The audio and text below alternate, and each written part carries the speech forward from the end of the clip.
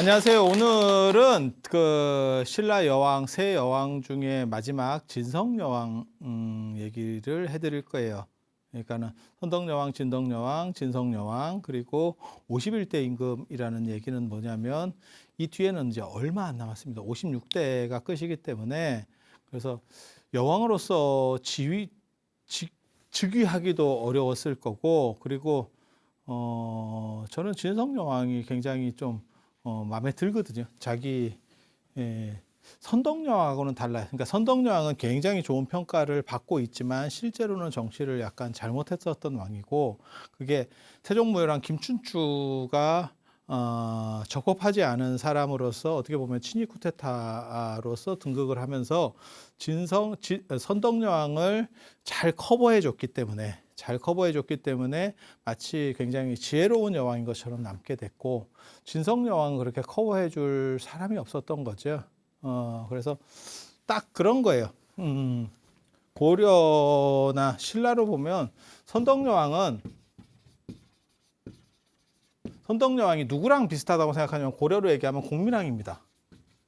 물론 잘한 것도 있지만 공민왕이 나중에 이상한 행동을 했지만 이 공민왕을 계승했다라고 뻑뻑 우기는 사람이 이성계였기 때문에, 그래서 지금도 조선의 종묘에 가면 공민왕 진영이 그려져 있죠. 모셔져 있죠. 종민왕이 일부에. 그러니까 공민왕을 자기가 계승한 사람이고, 이 공민왕의 아들이라고 하는 우왕, 창왕 이런 사람들은 사실은 신돈 자식이다. 이렇게 해서 이쪽을 부정하고 이렇게 정통성을 가진다라고 이성계는 말하기 때문에 공민왕을 계속 띄울 수밖에 없었습니다. 그래서 공민왕은 공민왕 때문에 사실 나라가 어떻게 보면 가기 시작했다라고 보면 돼요. 공민왕이 쓸데없는 짓을 노공주 죽고 노공주 영전공사, 그러니까 추모관 공사를 막 돈을 엄청나게 들여서 하고, 그게 국가가 기울 정도로 엄청난 토목공사를 하게 되는 거예요. 결국은 그게 고려가 흔들리게 되는 이유인데, 건축에 얼마나 돈을 들였으면. 그리고 여러분은 그런 거 보면서 그런 생각 안 들어요? 야, 도대체 얼마나 남편한테 잘했으면. 남편이 마누라 죽었다고 국가가 흔들릴 정도로 그 추모관을 짓는데 이렇게 해주겠어? 보통은 조선시대 같은 경우 마누라 죽으면 그러면 또 이러면서 2차 경기를 이렇게 준비를 하는데, 2부 리그를 또 시작을 하는데, 야, 세상에 이런 경우가 다 있나 싶을 정도로. 그렇게 해서 뭐 나중에 왕릉이 노공주 무덤하고 개성의 공민왕 무덤 이렇게 두 개가 있잖아요. 그건 밑으로 연결돼 있다는 거잖아요. 그렇게 해서 왔다 갔다 한다 뭐 이러면서 그런 얘기 들어봤죠. 그래서 그런 정도. 그런데도 그걸 이제 다 나무로 만들어 놓으니까 지금 흔적도 없는 상황이 됐죠. 개인적으로 참 안타깝다고 생각을 합니다. 그래서 이성계가 빨아줬기 때문에 공민왕은 막판에는 굉장히 얼빙했는데, 이상한 행동을 많이 했는데도 불구하고 그 이상한 행동을 하는 게 모티브로서 영화가 된 게 쌍화점이라는 영화였었고, 그래서 그런 이상한 짓을 했는데도 불구하고 공민왕은 태조 왕건과 더불어서 고려 임금 중에서 한국 사람이 제일 많이 들어본 왕이에요. 들어본 왕이에요. 그 정도면 정상입니다. 그게 이제 이성계가 세탁을 해준 거고, 선덕여왕은 누가 세탁을 해줬냐면 김춘추가 세탁을 해준 거예요. 김춘추가, 태종 무열왕이 자기의 정당성을 이렇게 계승받기 위해서 세탁을 해준 거고, 그리고 공민왕 때 이제 신돈이라고 하는 승려가 있는데, 신돈 원래는 편조입니다. 본명은 편조. 편조. 근데 이제 신돈이 어차피 저 사람은 속퇴하고, 왕이 속퇴하고 이제 정치판으로 들어와라 속퇴를 했기 때문에 사실 큰 문제는 없어요. 내가 보기에는 승려인 상황에서 한 것도 아니야. 그러니까는 궁예 김영철 이렇게 눈깔 가려고 나와가지고 관심법 이거하고 달라요. 이게 내가 미륵이야 뭐 이렇게 해서 나오는 거하고 다르다고, 이게 지금. 그래서 굉장히 신도는 잘했는데, 신도는 우왕창왕하고 연결시켜야 됐었고, 그래서 이 사람은 조선의 인식에서는 이 사람이 아주 나쁜 놈이지. 아주 나쁜 놈이지.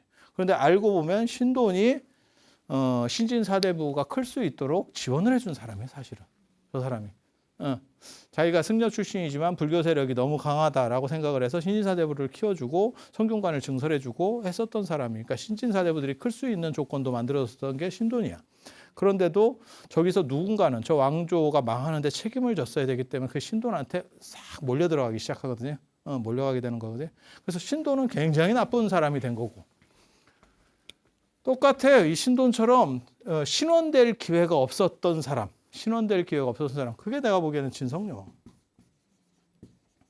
그럼 뭐 이 사람이 잘했느냐? 아니 그런 것 같진 않아. 하지만 잘은 안 했지만 이 사람은 솔직한 사람이에요. 그래서 정치가 잘 안 되고 이게 왕조 말기에 이르면 움직일 수 있는 게 없어요. 그러니까 지금 우리나라도 마찬가지예요. 예전에 뭐 박정희 대통령, 전두환 대통령 이런 때는 대통령이 시키면 다 되는 거야. 이게 지금 굉장한 권력을 가지고 있는 거고 지금 정도만 돼도 대통령이 뭐라고 하면 우리가 인터넷에서 바로 웃기고 있네 이렇게 댓글을 쓰는 시절이잖아. 지금 시절이 달라졌잖아. 그럼 잡아가느냐? 뭐 잡아가긴 뭘 잡아가? 아니 지금 현실이 그런 거잖아. 그게 대통령이 잘못한 거를 그러니까 뭐 여당 야당을 얘기하는 게 아니라 잘못한 거를 지적할 때도 있지만 이게 그냥 찌라시 수준으로 계속 몰아갈 때도 있어. 그러니까 대통령도 쉽게 말해서 예전처럼 막 이렇게 뭘 새롭게 말 바꿔서 개혁하기가 쉽지 않은 세상이에요. 근데 왕조 말기에 이르면 다 그런 거예요. 다 묶여 있어. 정부 예산이 뭐 몇백 조라던데요. 다 이미 잡혀 있어. 내가 쓸 수 있는 새로운 걸 뭘 하려고 하는 거는 돈이 생각보다 없어. 이해가 되시죠? 여러분도 그렇잖아. 월급을 받아도 그게 다 잡혀 있잖아. 그러니까는 내가 쓸 수 있는 돈은 맨 그대로지. 그래서 상황이 그런 거지. 그래서 왕이 등극을 해도 저 시대에 누가 해도 별로 용 빼는 재주가 없어요. 없어. 그리고 또 저 사람이 저 양반이 약간 이 로맨틱한 사람이지. 그래서 또 위홍 각간이라고 각간은 굉장히 높은 지위예요. 근데 거기랑 또 이렇게 해가지고 근데 이게 조금 문제가 되는 게 이 사람이 삼촌 근데 촌수가 의미가 없어. 그게 나중에 신라에서는 나는 촌수 따지는 거에서 약간 비판적이거든요. 의미가 없어. 막 중혼을 하기 때문에 그러니까는 경순왕 얘기를 하면 경순왕과 관련해서 나중에 태조 왕건이 경순왕 아마 백부 딸인가 하고 결혼하거든요. 경순왕이 딸이 마땅치 않아가지고 그렇게 하지만 왕건의 손자가 경순왕 딸하고 또 결혼하거든. 그래서 이게 중구난방인 상황들이기 때문에 서로 그냥 딸들하고 결혼하고 막 이래요. 그래서 그게 뭐 큰 의미는 없고, 근데 이제 유모 남편이에요. 유모 남편 뭐 이래갖고 이게 위용인데 이 위용이라는 사람을 너무너무 좋아했대. 그래서 이게 약간 비선실세가 되는 거지. 그러니까 이거는 정선실세, 이쪽은 약간 비선실세. 뭐 이렇게 해서 같은 집에서 다 해먹는 거야. 그렇게 해서 그 사람을 너무 믿은 거지. 이 사람 죽은 뒤에 대각간으로 추정됩니다. 대각간으로 추정됩니다. 그러니까 죽을 때까지 잘 해먹었어. 잘 해먹었어. 그리고 한 사람이 저렇게 너무 해먹으면 이제 비판자들이 또 생기게 되는 거지. 근데 저 얼마나 각간이 저 위홍이 좋았으면 해인사에 유물이 있잖아. 해인사 비로전에 가면 쌍둥이 부처님이 이렇게 비로자나 부처님이 쌍둥이가 있잖아. 그게 전해지는 말에 의하면 그게 진덕여왕하고 저 위홍이래잖아. 등신불이야. 없는 사람들은 이제 그거 있잖아. 뭐 열쇠 같은 거나 자물쇠나 그 다리에다가 채우고 댕기고 이런 거 하고 있잖아. 그 애꿎은 나무에다가 조각이나 했었고 나무가 얼마나 짜증 나겠어. 에이 이놈의 새끼들 죽어라 이러고 나무가 있을 건데 실제로 자기는 좋다고 하고 있고 그런 거 아니요? 야 네가 좋으면 네 몸에다가 문신을 해야지 왜 나무 몸에다가 문신을 해? 아니 내 말 맞지 않아? 근데 이거 문신 조심하래. 헤어지고 나면 지우기 힘들 때 잘 지워지는 걸로 하래. 잘 지워지는 걸로.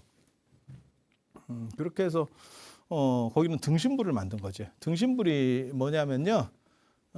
등신불이 저 김동리 등신불 때문에 사실은 이게 많은 오류를 줬어요. 등신불 이래가지고 김동리 등신불 보면 그 만적이라고 하는 뭐 소설의 소설.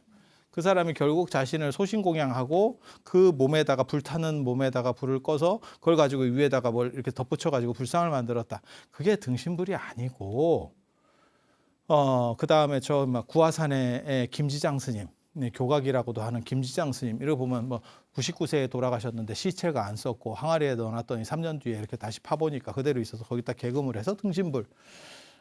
그렇게 보는 관점도 있는데 등신불에는 두 종류가 있어요. 하나는 김지장 스님 같은 경우인데 육신이 안 썩는 거. 그리고 지금 눈으로 볼 수 있는 저런 계통의 최고의 등신불은 저 광동성 남아선사에 있는 육조 해능 스님 등신불이에요. 진신이라고 보통 얘기하거든요. 그 조전에 있습니다. 조사전에 이렇게 모셔져 있어. 그냥 몸이 있어. 세 분이 이렇게 나란히 있거든. 하나는 단전 스님하고 한 분은 감산덕청하고 이렇게 세 분이 이렇게 딱 모셔져 있거든. 그런데 이런 경우는 굉장히 좀 특이한 등신불 구조고 실제로는 어떤 거냐면 등신이에요. 나랑 몸이 같다. 그러니까는 얼굴이 비슷하거나 불상을 만드는데 내 얼굴을 모델로 하는 거야. 이렇게.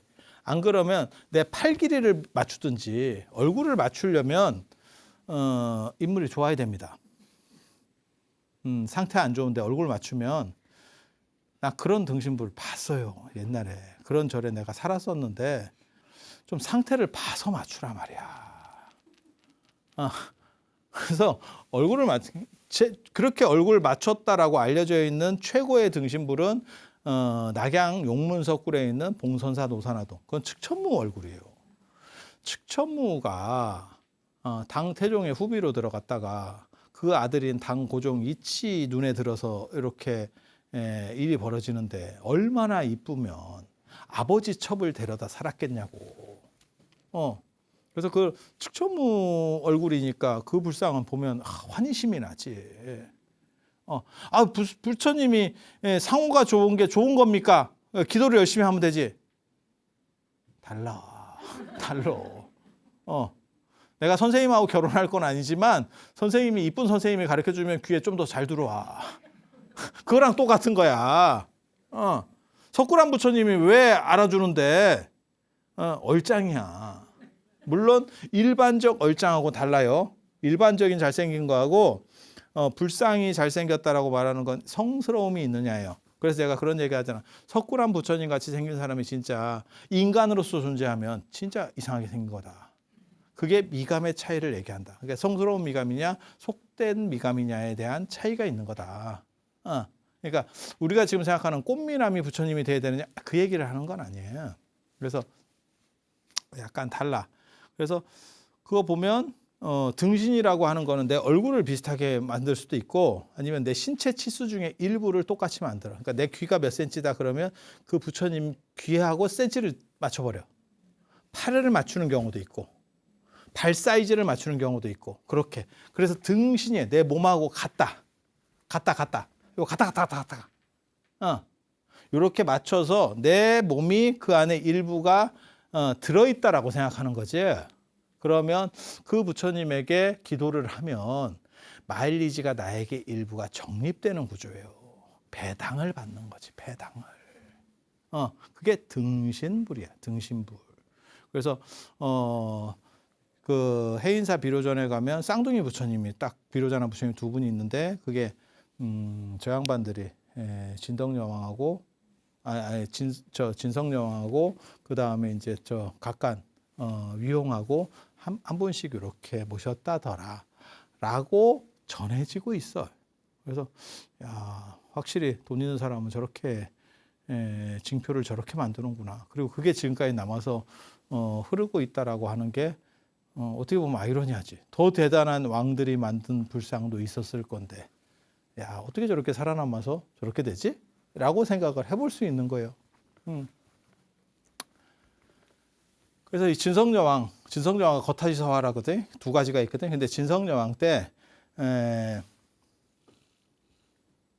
나중에 진성여왕이 정치 잘못한다고 그러니까 저 양반은 때려칩니다. 사표냅니다. 난 그게 되게 멋있는 거거든. 언뜻 생각하기에 그게 쉬운 것 같지? 사람들이 힘들어한다면 내가 그것을 그만두겠다. 잘할 수 있는 사람에게 기회를 줘라. 야, 이거 대단한 거예요. 저거 무슨 기간제도 아니고 임명장 받아가지고 대통령 지금 하듯이 뭐 몇 년 해요도 아니고 평생직인데 그걸 내가 딱 때려친다. 내가 그런 얘기 하거든요. 저 스페인에 가면 그거 있잖아. 아람브라 궁전. 가보셨어? 아람브라 궁전. 쌀 때 가면 그게 얼마 안 비싸. 한 200 정도만 가더라. 200 정도에. 제가 그거 갔잖아. 또 싸게 해가지고. 나 가슴 아픈 사연이 있어. 스페인 얘기하면 내가 가슴 그때 너무 가슴 아픈 안타까운 사연. 이런 거 말해도 되는가 모르겠네. 스페인에 뭐 그 춤추는 거 있어. 탱고인가 뭐 이렇게 춤추는 거 있어. 플라멩고인가? 플라멩고인가 춤추는 거 있어. 그게 옵션으로 가서 봐야 돼. 50유로인가 얼마를 내고 뭐 해야 돼. 하고 내가 그걸 내가 가려고 했어. 우리 일행들을 다 데리고 가려고 했어. 가려고 했는데 딱 들어가 보니까 자리를 너무 구석자리에. 그래서 내가 뭐라고 했냐면 다 들어가지 마라. 우리가 이걸 한 거 하겠다. 들어가지 마라. 들어가지 마라. 왜 구석자리를 줬으니까 네가 좀 가운데 자리를 줘야지. 그래서 내가 다 들어가 단체 행동을 하면 표를 바꿔줄 줄 알았는데 들어가지 마라 라고 했더니 나만 안 들어가고 다 들어가. 야 이거 내가 리더 아니야? 내가 리더 아니야? 이런 배신자들. 그래서 나만 못 봤어요 그거를. 그래서 그 사람들이 나와가지고 뭐라 그러냐면 스님은 그거 못 봐서 다시 한번 오셔야 돼요. 야 이게 네가 할 얘기야? 이게 뭔가 싶은. 그래서 또 가서 언젠가는 봐야 되는데 그때 아람브랑 궁전이라고 몰라요. 저는 제가 보기에는 그렇게 이쁜지는 잘 모르겠어요. 저하고는 이제 약간 그 이슬람 미감이기 때문에 우리하고는 약간 또 미감이 다르니까. 그리고 궁전이나 이런 거는 그렇게까지 사실은 안 이뻐요. 왜? 생활 공간이 있기 때문에 눈으로 딱 보는 거는 사원 건축이라든지 그러니까는 교회나 이런 사원 건축 한눈에 딱 들어오는 게 있고 이거는 생활 공간이기 때문에 이렇게 아기자기한 맛이 있어. 그래서 그 미감을 느끼려면 사실은 좀 살아봐야 돼. 근데 우린 패키지로 갔잖아. 사진 찍고 빠져야 되는데 지금 이거를 뭘 이렇게 느끼기는 좀 그렇지. 그리고 나중에 프랑스에 그 궁전 있잖아. 베르사유. 그런 거를 이제 먼저 보면 이게 잘 안 보여. 그렇게 큰 거를 몇 개를 딱 봤으면 베르사유는 어떤 기준을 만든 궁전이거든. 그 당시 이 귀족 문화의 어떤 기준을. 그래서 딱 보면 이게 촥촥 뭐 이렇게 하고 그 앞에 정원까지 다 그런 거니다. 그런데 그 마지막에 그 이베리아 반도에서 이슬람이 물러날 때 보면 그거를 진짜 이슬람이 고등하다는 생각을 하거든요. 저는. 그때 그게 파괴되는 게 아까워서 내가 그러면 물러나 주겠다라고 해서 나가잖아. 굉장히 어려운 생각이라니까. 예. 그래서 제가 그런 얘기 하는데 만약에 나 같았으면 난 끝까지 버텨. 그래도 나는 불은 안 지른다. 최악은 불 지르는 사람이 있어. 내가 못 가질 거면 너도 못 가져야 된다. 있어요. 여러분 생각하고 달라. 왜냐하면 그게 적이잖아. 내 자식에게 지금 주는 게 아니잖아. 적에게 뺏기는 상황이거든요. 근데 이게 너무 좋은 거야. 그럼 어떻게 돼? 그냥 파괴하고 가겠다. 왜 그 생각은 할 수 있는 생각이에요. 이게 사람이. 내가 못 가질 거 너도 못 갖자. 이거 되는 거예요. 그런데 그게 마지막 포기할 때 보면 안 될 것 같으니까 이거를 파괴시키는 것보다는 누군가라도 존치시키는 게 낫다 해서 빼주잖아. 그게 전쟁에서 밀고 땡기고 했으면 박살이 나거든. 그리고 요즘이야 복원합니다 뭐 이러지만 그 옛날에 뭐 복원 개념이 뭐가 있어. 그렇게 하다 보면 이제 한 100~200년 지나다 보면 끝나는 거지. 그런 거 아니에요? 그래서 그런 식의 판단을 하는 사람은 진짜 고등한 정신 자세를 가진 판단이에요. 그래서 그런 거는 진짜 박수를 쳐줘도 아깝지 않은 사람인데 진성여왕이 그런 사람. 내가 왕으로서 자질이 부족한 것 같으니까 그러면 잘할 사람을 새로 선출을 하세요. 나는 빠지겠습니다. 나는 그냥 사랑을 택해서 이렇게 하겠다라고. 야, 그거 되게 멋있지 않아? 나는 딴 거는 다 필요 없고 다른 남자 왕들도 저런 행동을 하는 사람이 없어. 경순한 김부는 진짜 얍삽하거든. 내가 보기에는 이렇게 제가 보는 건 물론 뭐 지키기 어려운 상황이었던 건 맞아. 하지만 자기를 이렇게 보신하는 쪽에 너무 그래도 리더면 제가 석가족 멸망할 때도 그 마하남이라고 하는 사람을 높게 평가하는 게 자기가 실책을 범해서 결국 망하게 된 거예요. 그런데 그 사람은 맨 마지막에 그 비우리 왕이 쳐들어왔을 때 내가 물속에 들어갔다가 나올 시간만 도망가는 사람을 놓아줘라 라고 말하고 들어가자마자 상투를 풀어서 물풀에다가 묻고 자살을 했다는 거잖아. 그게 어떻게 보면 책임감 있는 노블리스 오블리제라고 하는 책임감 있는 자세거든요. 아니 저는 그런 사람을 굉장히 높게 평가합니다. 그리고 그게 리더급이나 임금급에서 잘 안 나와요. 우리 IMF 겪어봤잖아. 한국전쟁 겪어봤잖아. 책임진 놈이 누가 있어. 막말로 얘기해서. 그것 때문에 깜빵 간 사람이 몇 명이나 있냐고. 구한말에 나라가 망했어. 조선이 망했어. 그 뒤로 한국전쟁이 터졌어. 진짜 엄청난 사건들이거든요. IMF 때도 얼마나 큰 사건이에요. 물론 뭐 한국전쟁이나 을사보호조약 이런 거에 비해서는 낮은 사건이지만 그래도 상당히 큰 사건이잖아. 책임진 사람이 한 놈도 없어요. 이놈 나라가. 누가 이건 내 잘못이요. 이러면서 임진왜란 때도 책임진 놈 없어. 다 변명하기 바빴지. 그래서 저는 징비록을 굉장히 안 좋게 보는 사람이거든요. 그거는 지가 책임자인데 지가 변명을 써놓은 거야. 그리고 그 변명 기록 때문에 자기는 빠진 거야. 그래서 유성룡은 마치 뭐 대단한 사람인 것처럼 야 너가 책임자야. 너가 책임자야. 그걸 처리를 잘했습니다. 이렇게 얘기하거든. 책임자가 잘했으면 일이 안 생겼다니까. 부도 난 뒤에 제가 그래도 법정 관리는 빨리 신청했잖아요. 이렇게. 야, 부도가 안 나야지. 이게 뭐 장난해? 그래서 이게 생각하고 좀 달라. 그래서 그렇게 책임지게 용감하게 나는 아닌 것 같으니까 새로 그러면 하시든지요. 이렇게 말하는 거 굉장히 어려운 결단이에요. 왜? 나라가 아무리 기울었어도 현직이 낫거든. 현직이다. 근데 그거를 선택을 했다는 거를 저는 높이 평가해요. 지금 현대 우리에게 있었던 위정자들보다 어떤 의미에서는 괜찮다고 생각해. 괜찮다고 생각해. 뭐 정치를 다 빗대서 얘기할 수는 현대사의 정치를 빗대서 얘기할 수는 없지만 진짜 놓을 수 있을 때 놓았으면 비극적으로 안 끝날 분들도 있었어. 우리 현대사에도 요 근래 현대사에도 이 정도 내가 했으면 내가 다른 사람에게 잘할 수 있는 사람에게 마치 전문 경영인 체제처럼 넘겨주겠습니다. 지금 재벌들도 못 놓잖아.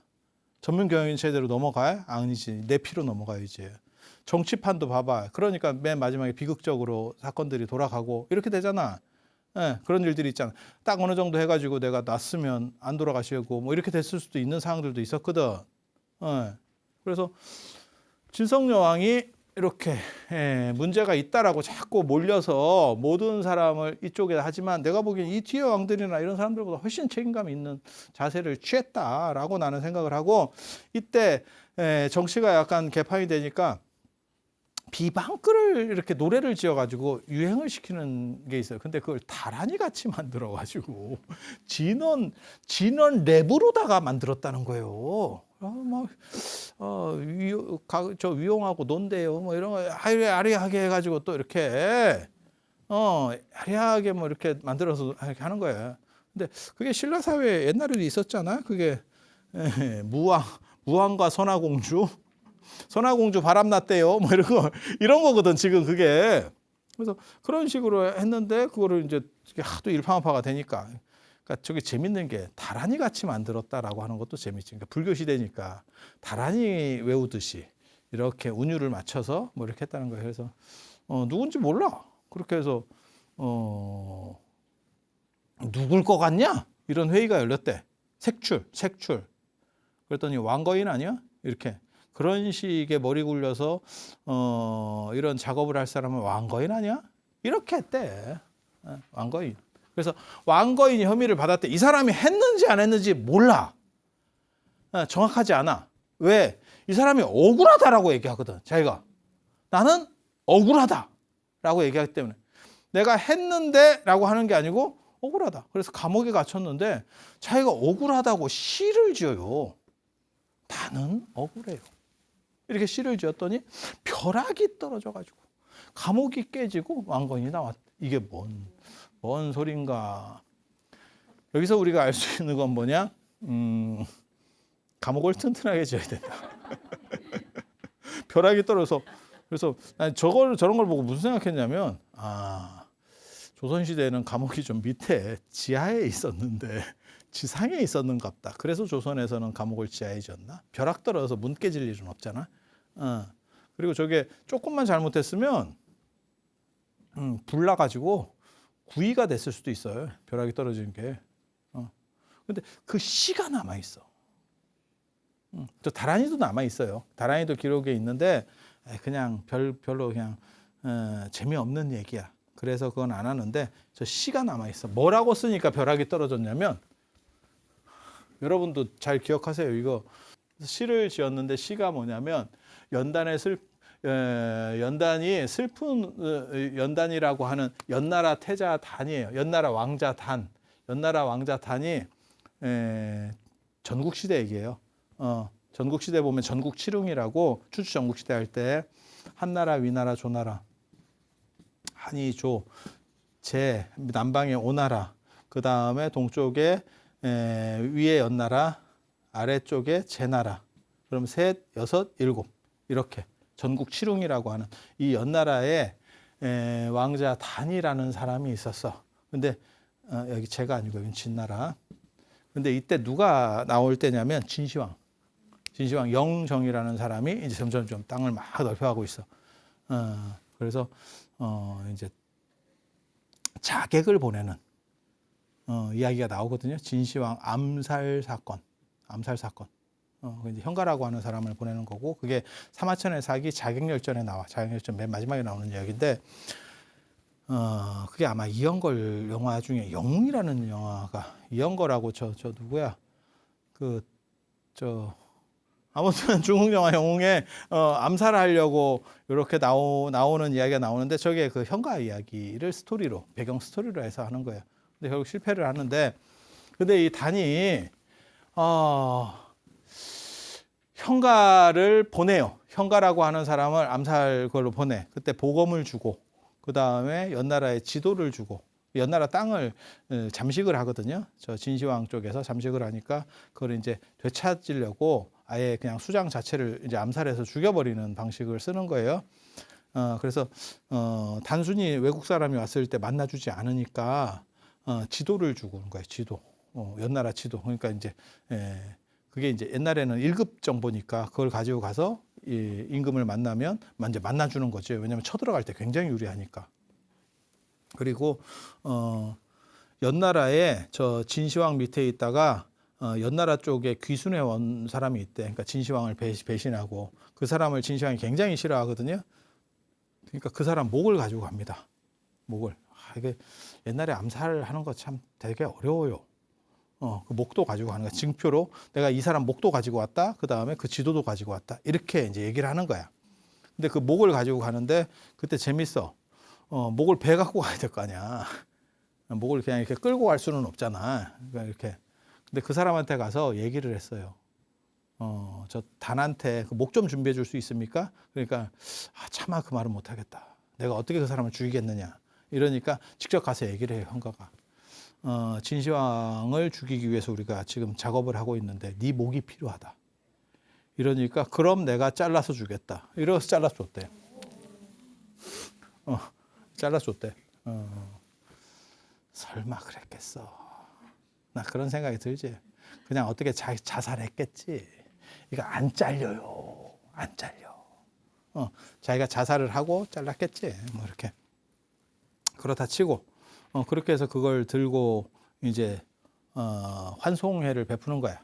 이 사람 못 돌아올 사람이야. 거기서 성공을 해도 그 신하들에서 죽겠지.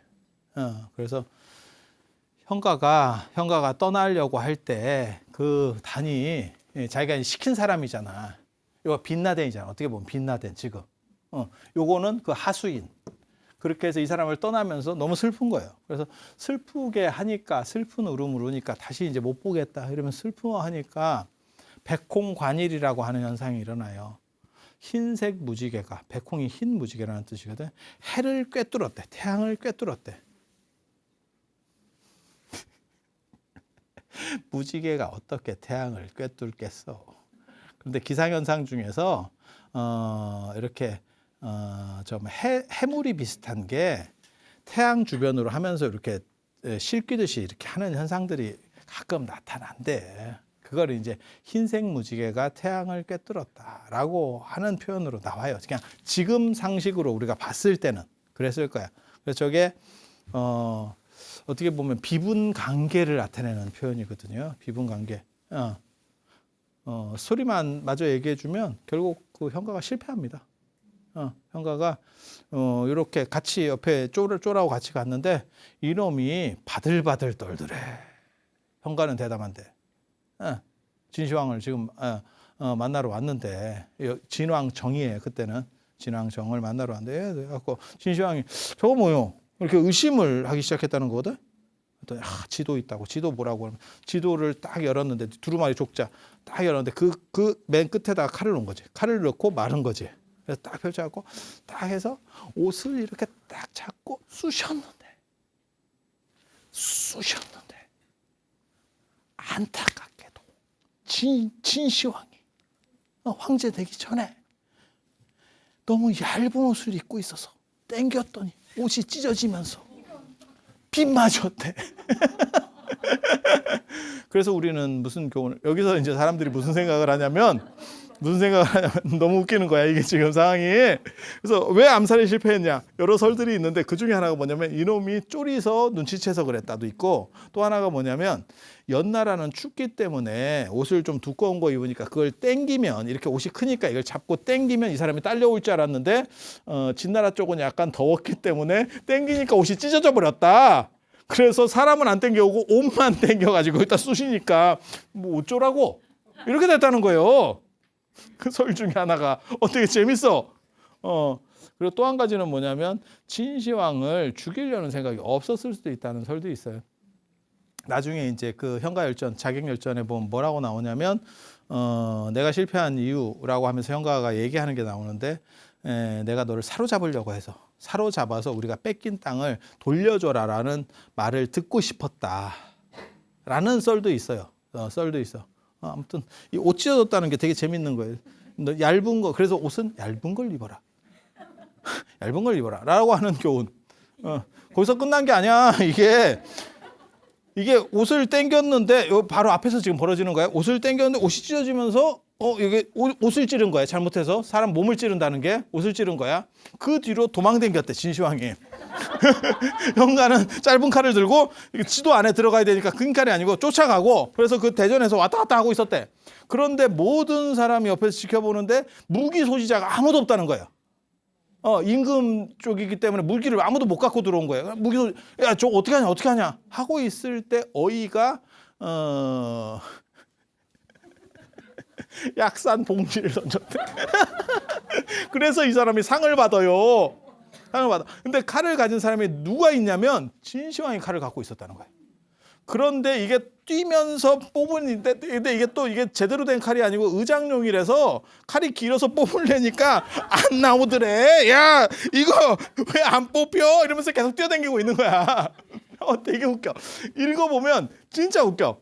그러니까 옆에 있는 사람이 임금님 등 뒤로 매서 빼세요. 이렇게 했다는 거야. 그러니까 이걸 칼을 이렇게 등 뒤로 해가지고 이렇게 빼서 이겼대.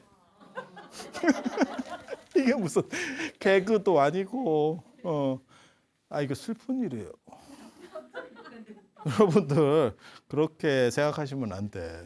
일촉즉발의 굉장히 슬픈. 그래서 현가가 저게 의인인데 어떻게 보면 우리 식으로는 안중근 의사 같은 사람인데 결국 진시황한테 죽어요. 진시황한테 죽어요. 그리고 그 약봉지 던진 사람만 상을 받았다더라. 약봉지 너무 웃기지 않아? 이게 지금 어이가 약봉지를 던지고 있고 뛰어댕기고 있고 아이고 참. 거기서 나온 말이 백홍관일이에요. 이거 굉장히 유명한 말입니다. 어떻게 보면 비분 관계하면서 슬퍼하는 그렇게.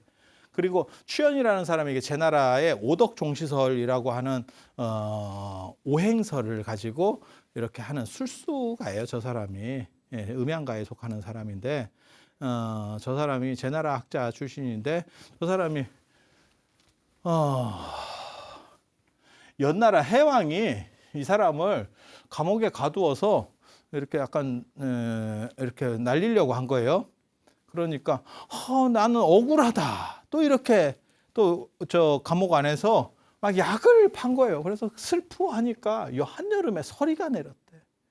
그때 기록으로 뭐라고 나오냐면 5월에 서리가 내렸다고 나오거든. 5월이면 음력 5월이니까 한 6월쯤에. 그래서 내가 무슨 생각했냐면 연나라 북쪽이면 6월에도 서리가 내릴 것 같은데 나 이 생각은 했어. 왜냐면 제가 저 평창 월정사에 있잖아요. 나 5월에 눈 오는 거 봤다니까. 5월에 눈 오는 거 봤다니까. 그리고 중국 오대산에 가서 제가 여름에 가서 우박을 맞은 경험이 있고 저게 가능할 것 같은데 저게 그렇게 억울한가? 자기는 억울하다는 표현으로 저렇게. 네.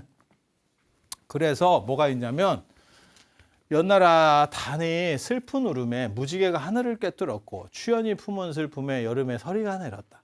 지금 나 왕거인의 불우함이 그들과 같은데 어떻게 황천 하늘은 어찌하여 아무런 징조가 없나 이렇게 시를 썼더니 벼락이 빠자작 때리면서 감옥이 무너져서 자기가 나오게 됐다.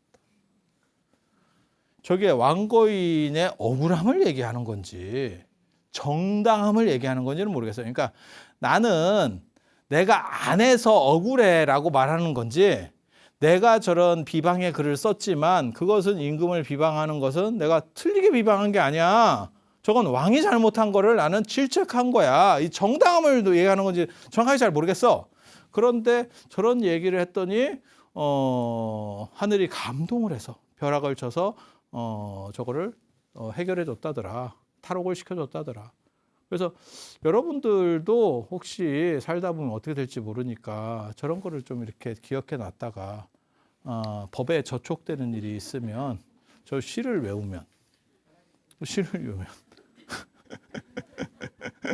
소송에서 승리하는 건 아니고 벼락이 떨어져. 너무 재밌을 것 같지 않아? 그리고 하늘에 있는 황천, 그러니까 나중에 송나라가 되면 저기 옥황상제가 되는데 옥황상제가 저런 사마천의 사기나 이런 걸 잘 읽고 있는 거야. 그래서 저거 얘기하면 바로 알아들어야 돼. 그러니까 여러분 같은 사람은 옥황상제가 못 돼요. 왜냐면 연단이 저거 슬퍼하니까 백홍관일이 잃었다 이렇게 얘기하는데 그러면 내가 옥황상제가 됐어. 근데 내가 야 연단이 뭐냐? 연단이 뭐냐? 라고 네이버 검색하고 구글 검색하고 옥황상제가 그러면 되게 웃기잖아. 그래서 이런 내용들을 좀 알아둬야겠다. 그래서 저거 승소와 관련해서 법정 분쟁이 있으신 분들 외워두시면 참 영험한 구절이다라는 얘기 오늘 해드리고 그 다음부터 진짜 불교 이야기로 들어가기 시작합니다. 자, 장시간 들어줘서 대단히 감사합니다.